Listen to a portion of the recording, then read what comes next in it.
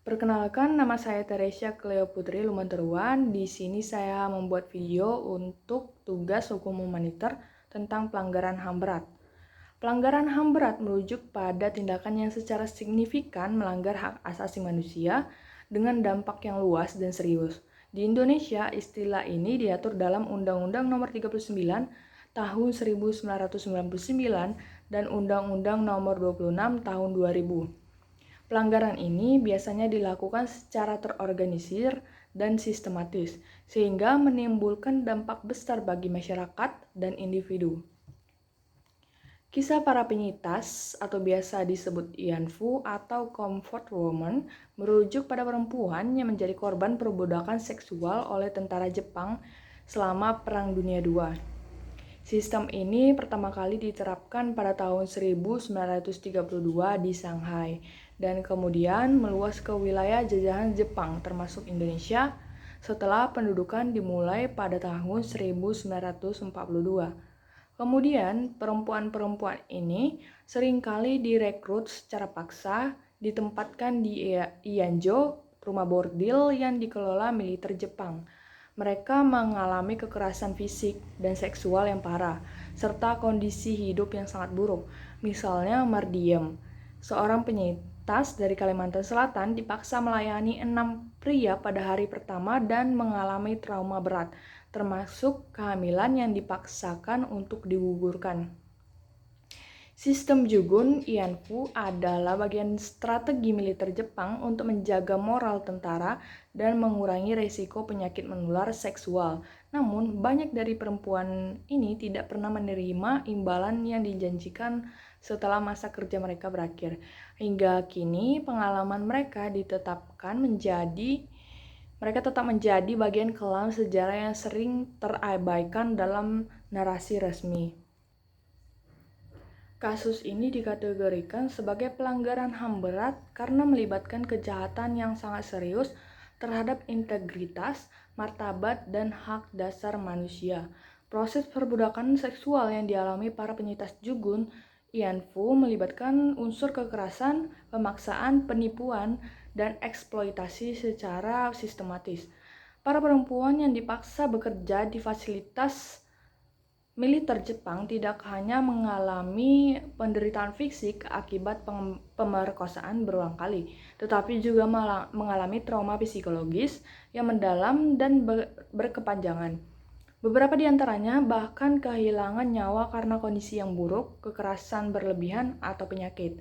Kasus ini termasuk pelanggaran HAM berat karena memenuhi kriteria crime against humanity atau kejahatan terhadap kemanusiaan. Pelanggaran HAM ini dilakukan dengan pola yang terorganisasi, dirancang dan didukung oleh militer Jepang, dan tidak hanya menimpa satu atau dua individu saja, tetapi ratusan ribu perempuan di berbagai wilayah. Dampak traumatik yang dialami para penyintas Jugun Ianfu masih dirasakan hingga kini, menunjukkan betapa masif dan berlarut-larutnya penderitaan akibat pelanggaran tersebut. Hingga kini, tuntutan atas keadilan dan pengakuan dari pemerintahan Jepang terus dilakukan oleh para penyintas dan kelompok advokasi HAM. Pengakuan resmi dan permintaan maaf serta kompensasi bagi penyintas Jugun Ianfu diharapkan dapat menjadi langkah rekonsiliasi dan bentuk penghargaan bagi mereka yang telah mengalami kekejaman tersebut. Pada dampak psikologis dan sosialnya, penyintas dari sistem ini seringkali mengalami trauma mendalam akibat kekerasan seksual yang mereka alami. Pengalaman tersebut tidak hanya mempengaruhi kesehatan mental mereka, tetapi juga hubungan sosial dan status mereka dalam masyarakat. Banyak penyintas merasa terasing dan stigma sosial seringkali menghalangi mereka untuk berbicara tentang pengalaman mereka. Dalam wawancara dengan penyintas, seringkali ditemukan bahwa mereka membutuhkan waktu yang lama untuk membuka diri dan menceritakan kisah mereka, menunjukkan betapa sensitifnya isu ini. Untuk upaya advokasi dan penelitiannya, advokasi untuk penyintas Ianfu telah dilakukan oleh berbagai organisasi dan individu. Salah satu tokoh penting dalam gerakan ini adalah Junianku, seorang peneliti independen yang telah berusaha mengumpulkan kisah-kisah penyintas melalui wawancara mendalam. Ia menghadapi beberapa tantangan dalam proses pengumpulan data, termasuk akses lokasi yang sulit dijangkau dan kebutuhan untuk membangun kepercayaan dengan para penyintas. Beberapa langkah advokasi yang telah diambil yaitu meliputi demonstrasi dan aksi publik, pendidikan dan kesadaran, dokumentasi sejarah. Lalu, untuk kesimpulannya, kasus penyintas Ian Fu ini mencerminkan pelanggaran HAM berat yang memerlukan perhatian serius dari pemerintahan dan masyarakat sipil. Melalui advokasi yang berkelanjutan, diharapkan bahwa suara para penyintas dapat didengar dan hak-hak mereka diakui. Penting bagi generasi mendatang untuk belajar dari sejarah ini agar tragedi serupa tidak terulang di masa depan. Proses penyembuhan bagi para penyintas juga harus menjadi prioritas dengan dukungan psikologis dan sosial yang mendalam yang memadai agar mereka dapat menjalani kehidupan dengan lebih baik setelah pengalaman traumatis tersebut. Penyintas pelanggaran hak asasi manusia berat, khususnya terkait dengan peristiwa 1965 sampai 1966 di Indonesia, dikategorikan sebagai korban pelanggaran HAM berat karena mereka mengalami berbagai bentuk penyiksaan, penahanan sewenang-wenang, dan pelanggaran hak-hak dasar lainnya yang dilakukan oleh negara ataupun aparat negara. Berikut adalah beberapa alasan mengapa penyintas ini dikategorikan sebagai korban pelanggaran HAM berat.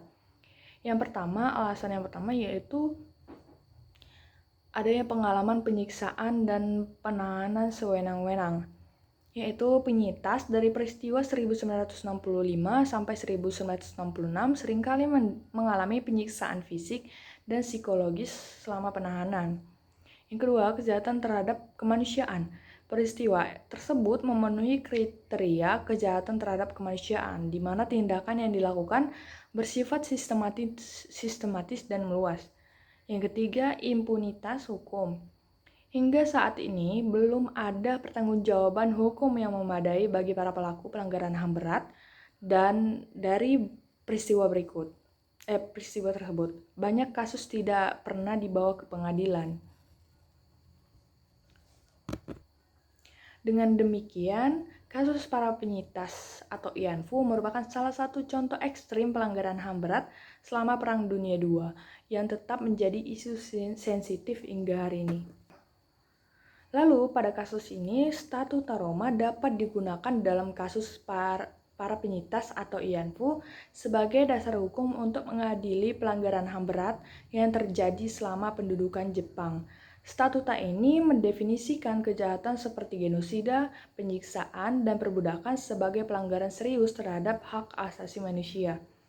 Kasus Jugun Ian Fu mencakup praktik perbudakan seksual yang sistematis, dan jika bukti yang cukup ada, korban dapat menuntut keadilan melalui Pengadilan Kriminal Internasional atau ICC berdasarkan ketentuan dalam Statuta Roma. Namun, tantangan utama termasuk pengakuan resmi dan kesediaan pemerintah untuk mendukung proses hukum tersebut. Sekian, terima kasih.